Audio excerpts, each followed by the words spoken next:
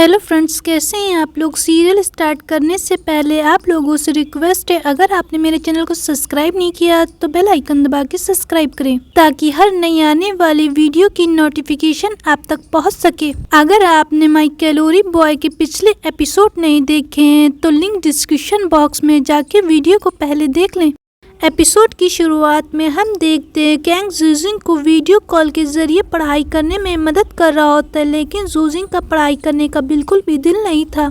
Kang जूजिंग पर video call से नजर रख रहा होता है, तभी जूजिंग वोंग को मैसेज करती और कहती है कि कैंग को फोन करे। ये सब जूजिंग चोरी से कर रही होती। वोंग कैंग को फोन करता है तो थोड़ी देर के लिए बाहर चला जाता है। जूजिंग इस बात का फायदा उठाती है। वो जल्दी से वहाँ से उठकर अपने टॉय को अपने सारे कपड़े पहनाकर बैठा देती है। जब कैंग वापस आता है तो उसे लगता है कि जूजिंग पढ़ाई कर रही है। फिर धीरे धीरे जूजिंग का टॉय गिर जाता है। ये देखकर कैंग काफी परेशान होता है। उसे लगता है जूजिंग ज्यादा डिप्रेशन की वजह से बेहोश हो गई है।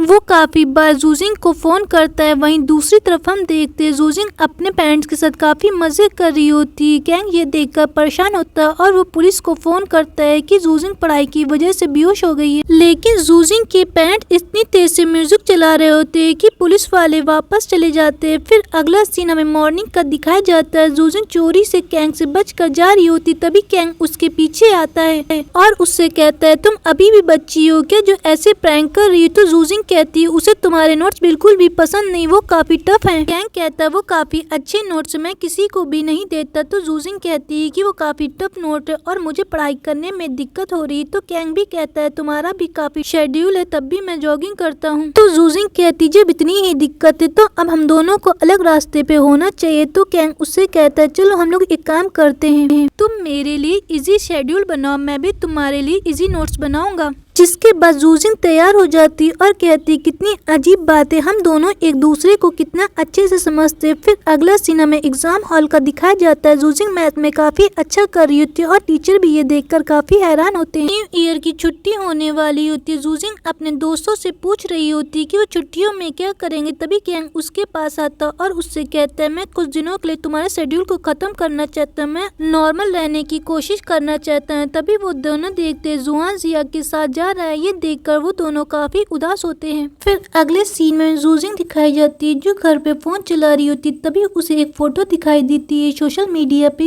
जिया की होती है, लेकिन उसका फेस ब्लर होता है। उस पर काफी अजीब कमेंट होते हैं। तभी जूजिंग देखती है वहाँ पर जिया का बैग होता है। वो समझ जाती है जिया की फोटो। फिर वो दूसरे दिन भागते हुए जिया के पास जाकर वो फोटो दिखाती तो जिया कहती ये जरूर इन पावर्स का काम होगा, अगर मेरी मॉम ने ये फोटो देख ली तो बहुत गुस्सा करेंगे और मेरा हिप हॉप भी बंद कर देंगे। तो जूजिंग कहती कि हमें पुलिस में कंप्लेंट करनी चाहिए, लेकिन वो मना कर देती है। फिर अगले सीन में हमें जिया का घर दिखाया जाता है, जहाँ पर हम देखते हैं उसकी माँ उसे हमेशा बैलेट के लिए फोर्स करती और उससे कहती कि हिप हॉप से हमेशा दूर रहना। लेकिन जिया को हिप हॉप करना काफी पसंद होता है, इसलिए वो चोरी से पार्किंग एरिया में डांस करती है। फिर अगले सीन में हम देखते हैं जूजिंग सभी को बुलाती है एक रेस्टोरेंट में और सारी घटना बताती है जो जिया के साथ होती। वो कहती है ये सब इन पावर्स का काम है। तो जुहान कहता है हमें पुलिस में कंप्लेंट करनी चाहिए। जिया कहती है अगर उसकी मॉम को पता चल गया तो उसे बहुत डांटेंगी और हिप हॉप करना भी बंद कर देंगी। तो जुहान कहता है तो फिर हमें सारा काम करना चाहिए। यहाँ पर तीनों लोग प्लान करते हैं। तो कैंग कहता है हमें फेक आईडी बनानी चाहिए एक लड़की की और इन पावर्स को रिक्वेस्ट भेजनी चाहिए और उनसे कहना चाहिए कि हमें फोटोग्राफी करानी, जिस वजह से वो जरूर आएंगे और वो लोग फंस जाएंगे। फिर हम देखते हैं वो लोग जूजिंग की फोटो को बहुत ज्यादा एडिट करवा रहे होते हैं। जुआन और कैंग जूजिंग की हर चीज को एडिट कर रहे होते। ये देखकर जूजिंग को काफी गुस्सा आता और वो कहती तुम लोग सीधे सीधे क्यों नहीं बोलते कि हर चीज को एडिट कर दो, इतना बहाना बनाने की जरूरत क्या है। तो जुहान कहता है हम इन पावर्स की नजर से देख रहे हैं। फिर अगले दिन जुहान आता और सभी को बताता है कि इन पावर ने मुझे फोटोग्राफी के लिए बुला लिया है, तो हम लोग प्लान बनाएंगे, उन्हें एक जगह पर बुलाएंगे और उन्हें पकड़ लेंगे। सभी लोग प्लान बनाते हैं और वो लोग उसमें वोंग को भी शामिल करते हैं, जहाँ पर वो लोग कहते हैं जूजिंग पहले तैयार होकर आएगी अच्छे से। फिर हम देखते हैं जूजिंग काफी अच्छे से तैयार होकर आती है तो कैंग और जोहान उसको देख रहे होते हैं क्योंकि वो काफी प्यारी लग रही थी। तो कैंग जूजिंग से कहता है कि आज तुम बहुत अलग लग रही है। फिर सभी लोग प्लान की तैयारी करते हैं और जूजिंग से कहते हैं कि तुम्हें अकेले इंतजार करना होगा उन लोगों का, हम लोग तुम्हें देख रहे होंगे। फिर जूजिंग बैठ जाती है और सभी लोग उस पर नजर रखने लगते हैं। तभी वहाँ पर इन पावर के लोग आते हैं और जूजिंग को जबरदस्ती ले जाने लगते हैं फोटोग्राफी के लिए। वो लोग जूजिंग का जबरदस्ती हाथ पकड़ने लगते हैं। तभी कैंग और जोहान आकर वहाँ पर उन लोगों को पकड़ने की कोशिश करने लगते हैं। तो वो लोग समझ जाते हैं कि उन्हें ट्रैप किया गया है तो वो लोग वहाँ से भागना शुरू कर देते हैं। सभी लोग को एक साथ देखकर इन पावर के लोग भागने लगते हैं तो सभी लोग उनका पीछा करने लगते। तभी एक आदमी आता और वोंग के नाइफ मार देता है।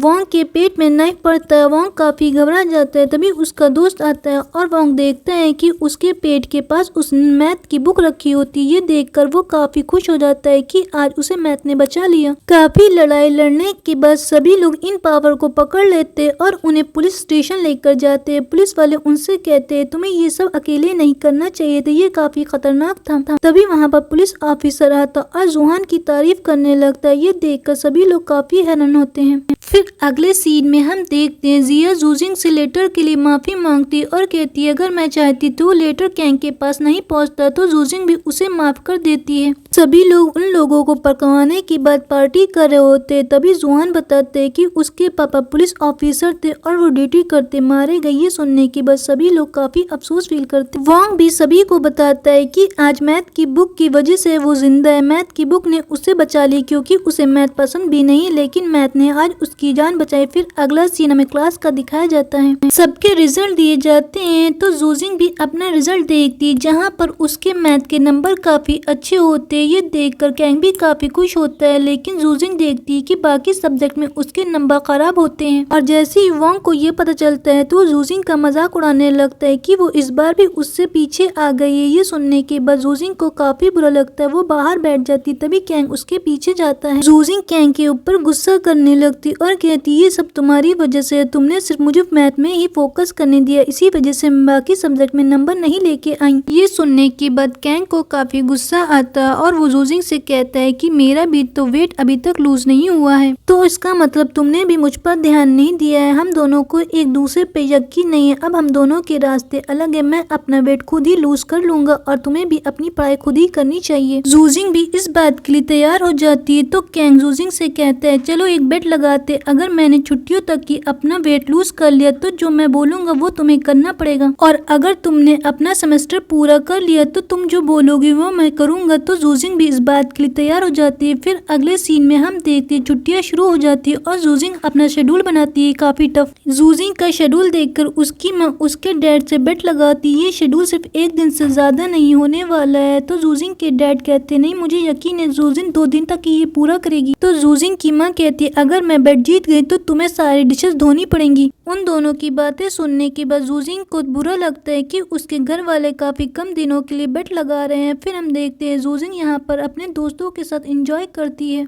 उसे सेमेस्टर से कोई फर्क नहीं पड़ा होता। वो न्यू ईयर की छुट्टियां सेलिब्रेट कर रही थी। फिर हम देखते हैं छुट्टियां खत्म हो जाती है और स्कूल शुरू हो जाता है, जहाँ पर हम देखते हैं कैंग की एंट्री होती है और क्लास के सभी लोग उसे देखकर हैरान हो जाते हैं। सारा स्कूल और क्लास उसे देखकर हैरान हो रहा था। वहीं हम देखते हैं जूजिंग अपने सेमेस्टर में बिजी होती है क्योंकि वो उसका सेमेस्टर अभी पूरा नहीं होता है। तभी कैंग जूजिंग के पास जाता और कहता है लगता तुम बेट हार गई, और जूजिंग जैसे ही ऊपर देखती वो काफी हैरान होती और ये एपिसोड यहीं पे खत्म हो जाता है।